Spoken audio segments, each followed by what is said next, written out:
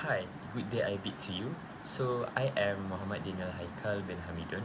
I'm a third year dental student, and today I would like to give an oral hygiene instruction to you, as I believe that you came here today complaining about your gums, right?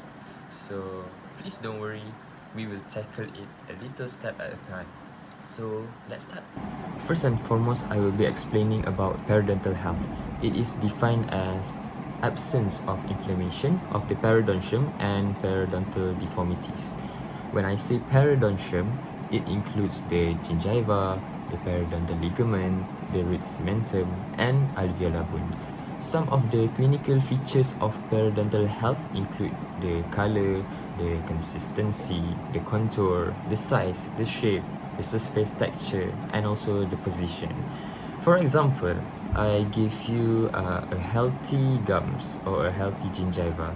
So a healthy gums, it will appear as pink with the presence of stippling. Stippling is something like orange peel, like have you ever feel the surface of an orange? And that's how the appearance of a healthy gum looks like.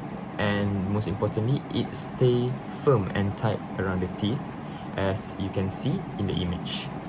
And if the periodontium is inflamed, it will lead to a periodontal disease, which starts as gingivitis.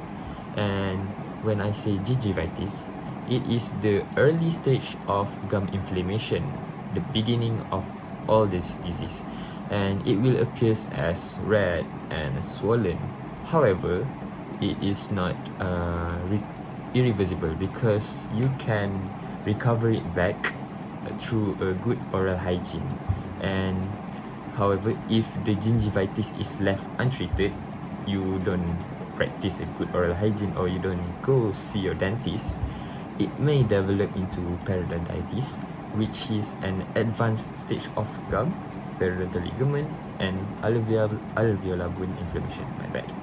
So some of the features include bristling gums, pocket formation, and mobility. Before this, we have done some examination, and today I would like to explain to you all the findings so that you can understand your current condition. If you notice, we have done 3 different examination, and I will break it down to you one by one in a simple way. First and foremost, this is a photograph of your oral cavity that we have captured before. If you remember, I used some of the glass or a mirror to take the picture of the inside of your mouth, and this is the result. And this photograph is important for us because it helps us to examine your current gum health through its appearance. Let's say it's like a first impression before we do any further examinations. And let's break it to you one by one, like I have shown here. First of all, you can see we can focus on the areas marked with blue arrows, and these arrows actually shows the presence of plaque built up along the gum line. And when I say plaque, do you know what I mean? Plaque is actually a sticky film of bacteria that forms on the teeth when oral hygiene isn't thorough. And if it is not removed, it can harden into tartar or calculus.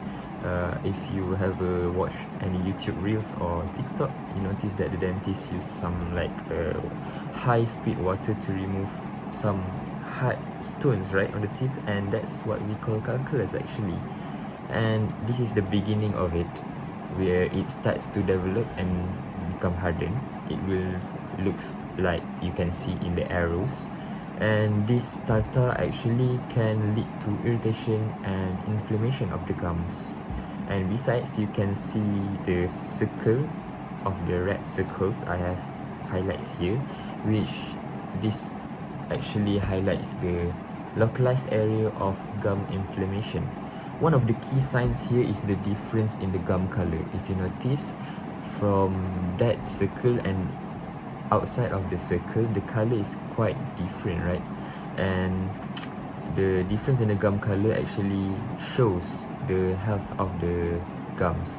and usually the healthy gums is in a pink color, and but that part of the circular red area, it is quite reddish or quite dark in the color. And this color change is an early sign of gingivitis caused by irritation and inflammation due to plaque build-up. And the redness might also be accompanied by tenderness or bleeding, especially during brushing or flossing. Have you ever experienced that? Because that's usually happens when you have gingivitis. And as you can see, as a whole picture, the overall gum color and appearance, there is some variability. In some areas, the gums appear pink, pale and healthy, while in other spots, they look like puffy and slightly darker. So this is your periodontal pocket charting. So it is actually a chart that we use as a form to we will measure certain things. If you notice, we have used that like a probe to insert into the space between your gum and the tooth, and actually we are taking some measurements from that, such as the pocket depth, the furcation, and also the bleeding. So I will break down to you in a simple form so that you can understand your condition. So the first one, if you can see, the measurements show pocket depth ranging from 3 to 7 millimeters, which are deeper than healthy range, which is 1 to 3 millimeters. And it is found that the deepest pocket is around one of your upper molars, which is at the tooth here, which we call tooth 26, and we recorded it as 8 millimeters pocket depth, and it's quite deep. And actually these deep pockets are quite concerning because they indicate areas where bacteria have caused significant damage to the bone and to the gum tissue supporting your teeth. And if you can see, REC is actually recession. There isn't a lot of recession in the chart, and we have examined it too. Recession is actually when your gums become lower and making your tooth appears to be longer, and it's actually we have not noticed that so much, but we have noticed the pocket depth is actually quite concerning. Other than that, we also examine the bleeding on probing, where when we insert the probe into your space between the teeth and gums, it will actually bleed, and that shows that there is a problem, because normally in a healthy gums, the gums will not bleed when we probe it. So as you can see in the red mark area in the chart, it's actually the parts where your teeth is bleeding when we probe it. And the final one is furcation. When I say furcation, it actually involves the teeth with more than one roots, like 2 roots. Like in the back, tooth in the back, they usually have 2 to 3 roots.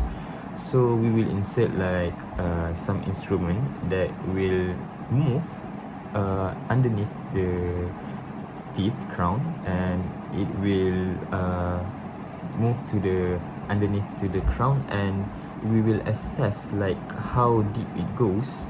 And if it goes deep enough, we can tell you that it's actually an abnormal condition, because usually the healthy gums or the healthy teeth, it doesn't cause any furcation. Now let's discuss your x-ray, or what we call here is actually OPG, or orthopentomogram. It actually gives us a panoramic view of your upper and lower jaws, because this will help us to assess the bone levels and the overall impact of gum disease to your teeth. And if you notice here, I have marked it with 3 different lines with 3 different colors, and it actually have different meanings. I will break to you one by one. So the first one, the blue dotted lines, it actually represents the normal bone level, which is where the bone should ideally be, about 1 to 2 millimeters from the below gum line in a healthy mouth. And the next one is the red dotted line. It actually indicates your current or your signify bone loss caused by the periodontal disease.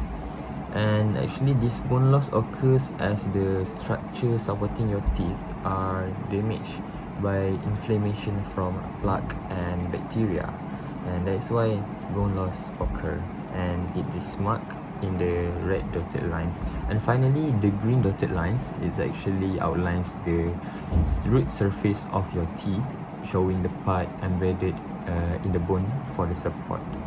So as the red line drops due to bone loss, you will notice that more of the root surface will become exposed, because supposedly the root was supposedly not to be exposed that much, and this can cause like sensitivity to your teeth. If you notice, or have you ever experienced it, where you drink like cold water and you feel like sharp and shooting pain, right? And also maybe when you brushing your teeth, it also feel like something really struck into your teeth, and this is what a signified bone loss can cause. And besides, it also cause your teeth to become mobile, which will ends up into an extraction for us to prevent any further problems. And also this X-ray actually shows generalized bone loss throughout your mouth, and we can classify it into stage 3 periodontitis. Stage 3 periodontitis is when you have lost 4 teeth, which is with the current condition, because previously you have mentioned you have lost 2, you have extracted 2 teeth, right? And there is no complication, and that's a good sign. And also stage 3 also is classified when the clinical attachment loss is greater than 5 mm, and as you can see, the bone loss actually really signifies that it's more than 5 mm. And also, if you notice, around the teeth of 3, 5 and 4, 6, there is actually a vertical bone loss, where this will actually make the condition worse in those areas, because we need to find advanced treatments in order to restore the lost bone, because we won't be extracting the tooth until it has no other treatment options. And also, the most severe bone loss in this is in the back of the teeth, but your front teeth shows less damage with mild to moderate bone loss.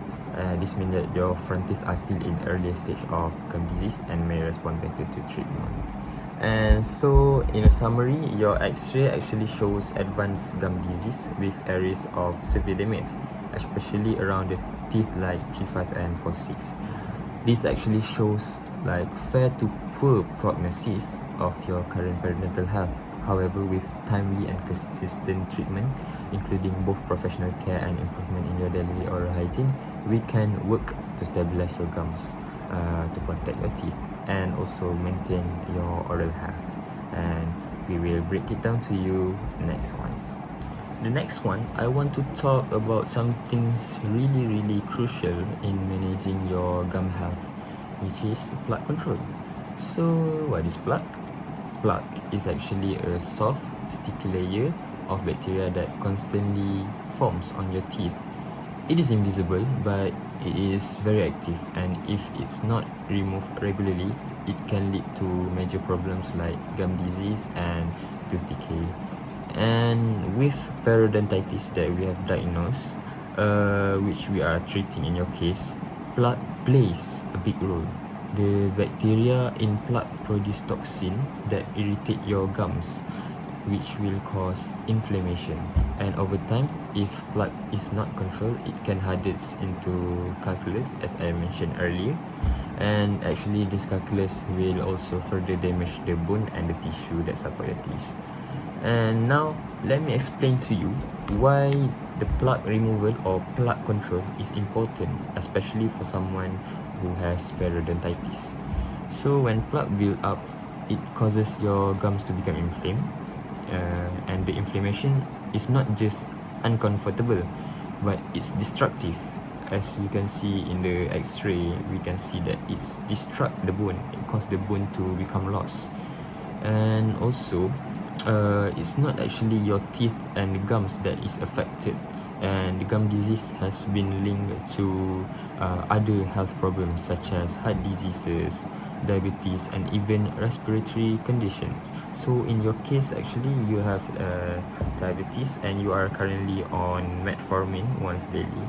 So actually correlates both of these, and we have to encourage you that you have to also take care of your oral hygiene by taking a few steps that is crucial in maintaining or clearing the plaque from your oral cavity. So when I say plaque control, it always starts from home, and you can expect it. The most important one, which is brushing. So as usual, you just have to brush your teeth with it's recommended actually to use a soft bristle, because soft bristles actually removes, or it moves in between the gum lines more effectively to remove the plaque. And make sure that you brush your teeth 2 times per day, once in the morning and another one in the night before you sleep.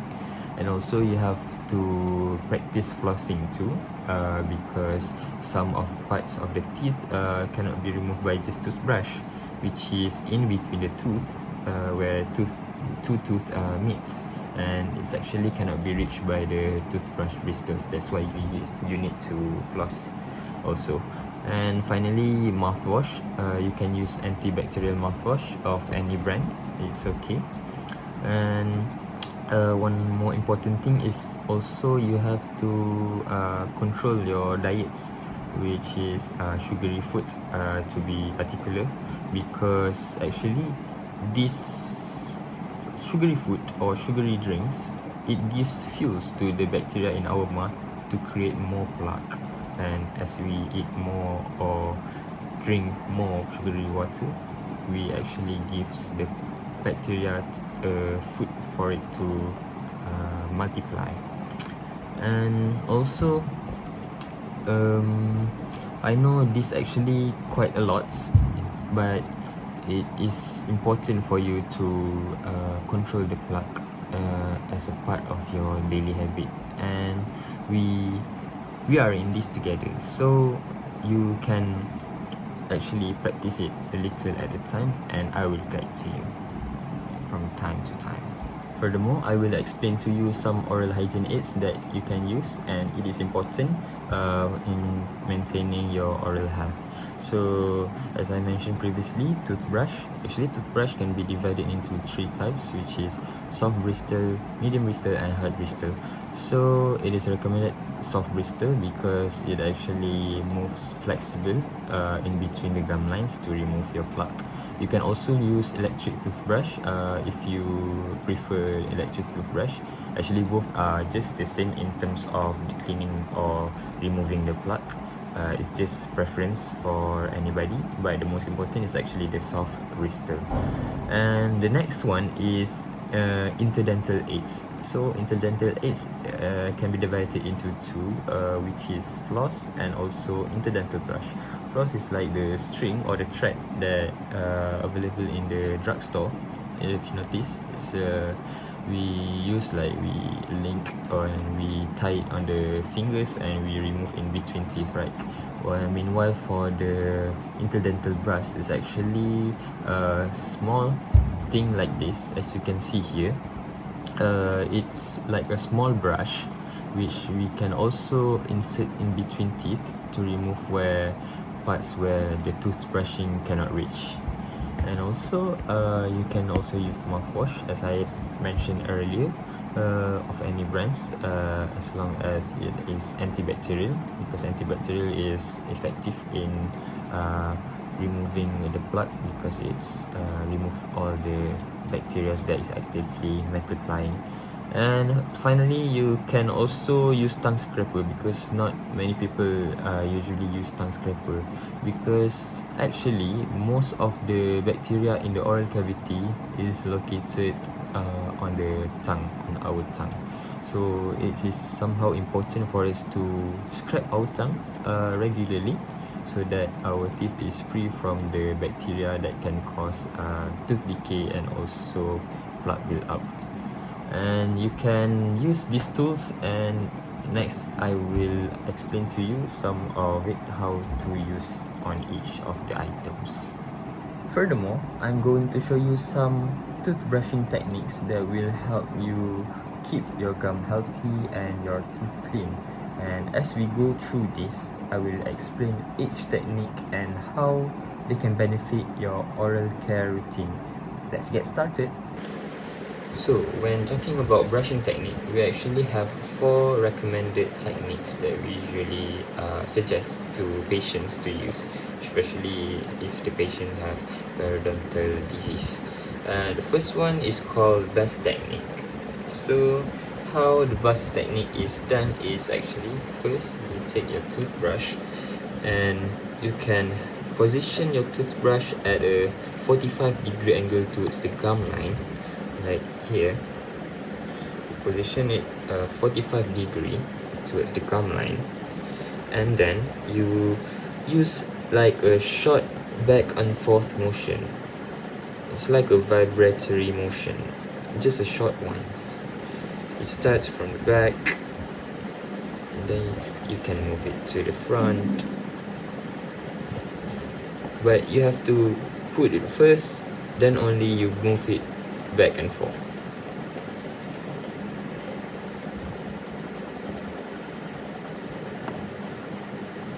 It's just like that. The same goes from the inside. Just place it and then you go back and forth. And the key here is to use light pressure so you don't hurt your gums or cause any irritation. Next, I will demonstrate to you the interdental cleaning, which are interdental brushing and interdental flossing. So first, I will demonstrate to you the interdental brushing technique. Let's start with the technique we can use here. Is the first one. The first step is you have to choose the right size of interdental brush, such as here.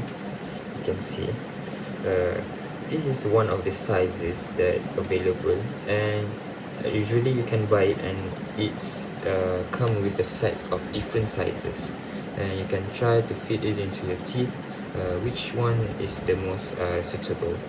And how we use interdental brush is that first you hold it like this, and then you insert the brush, such as here. You insert the brush in between the teeth, like that, and then you move the brush back and forth in a gentle rocking motion. Just gentle one, you don't have to make it so hard. And after you have done the brushing, you have to rinse by gargling with water, so that the debris can be removed. Interdental brushes are especially helpful for patients with wider space between their teeth, like when you have gum recession or after you have done the periodontal treatment. Next, we are going to talk about dental flossing. So the first part, you have to take a floss. Usually it's around 18 inches long, and you can wrap it around your fingers. Usually I will do it around 2 fingers. Sorry.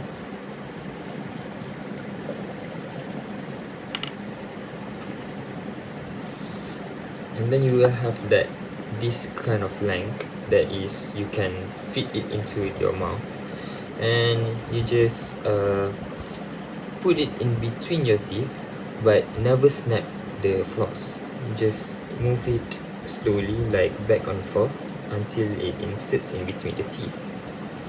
And then when it has already inside the teeth, in between the teeth, then you have to curve it around the teeth, and you clean it, the debris, in a way such as in the curve. This actually removes the plaque that is attached or in contact with the tooth. So actually you have to make both adjacent tooth, which is tooth here and the tooth here, the same as other tooth too.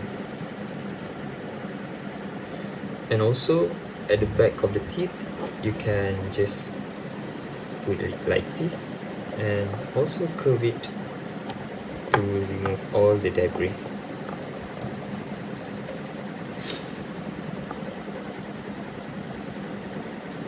And after that, you are done with flossing. It somehow can be tricky at first, but with practice, it actually can become an essential part of keeping your teeth and gums healthy. Based on your recent examination x-rays, I see that you are actually in stage 3 of periodontitis, which is considered a moderate to severe form of gum disease. So at this stage, we have to take some specific steps to prevent further damage to your gums, teeth and supporting bones. The good news is, with the right treatment, we can help manage the condition and work towards stabilizing your oral health. So I will break down to you some of the treatment options. The first one, we can do scaling and root debridements. So actually this often the first step in treating periodontitis, and this procedure sometimes referred to as deep cleaning. Scaling, actually we remove the hard calcified plaque known as calculus, and while root debridement is actually we focus on cleaning the roots of your teeth, and over time the bacteria and plaque can stick to the root surface, and that's why we have to do root debridement. And actually this procedure is very effective for reducing the inflammation in your gums and controlling the infection and preventing further bone loss. And typically we perform scaling and root debridement over one or more visits depending on the extent of your conditions. And the next one, we also do plaque scoring. Another key of managing periodontitis, actually plaque scoring we do by we give you some sort of tablet that you will chew it, and it will somehow create a dye that sticks to your tooth, and we will observe in your tooth it will divide into two colors, which is purple and pink, and whereby these colors will differentiate either the plaque is old or the plaque is the newly formed. And also the next one, we will do non-surgical periodontal therapy or NSTP. And under NSTP, it's actually includes a few components because it includes a variety of treatments such as scaling and root debridement, antibiotic therapy, and also laser therapy.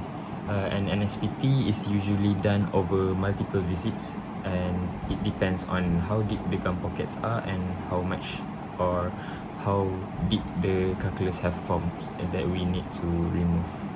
I know this information may sound overwhelming, but I want to reassure you that we have a solid plan in place to manage your condition and help you improve your periodontal health. Stage 3 periodontitis is serious, but with the right treatment and follow-up care, we can work together to control the disease. And the treatment option we've discussed today, like scaling and root debridement, the NSPT, and any procedures, actually will help address the infection and also create an environment where your gums can heal. Remember that I'm here to support you through every steps of the process. If you have any question or concerns as we move forward, please don't hesitate to reach out to me. I'm happy to answer anything at any time.